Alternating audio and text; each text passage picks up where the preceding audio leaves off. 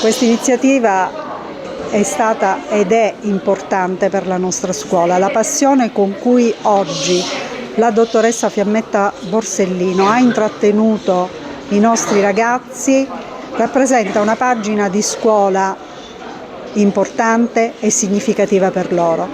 Ho avuto il piacere che qui fossero presenti anche i rappresentanti dei genitori, perché l'unione tra famiglie, alunni, amministrazione comunale qui rappresentata oggi, le autorità della scuola di polizia penitenziaria rappresentano un'unione, una sinergia estremamente importante per il nostro territorio.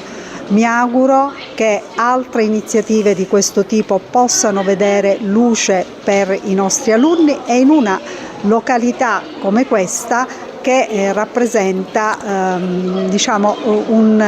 è un elemento importante che dà maggiore forza ai messaggi che si vogliono trasferire ai nostri ragazzi. Il messaggio di legalità, il messaggio di rispetto, il messaggio di responsabilità è un messaggio fondamentale per loro, soprattutto in una fase così delicata della loro crescita. Qui abbiamo avuto ragazzi di scuola secondaria di primo grado, estremamente attenti, e di questo me ne compiaccio e mi compiaccio per il lavoro svolto dai docenti in tutto quest'anno scolastico.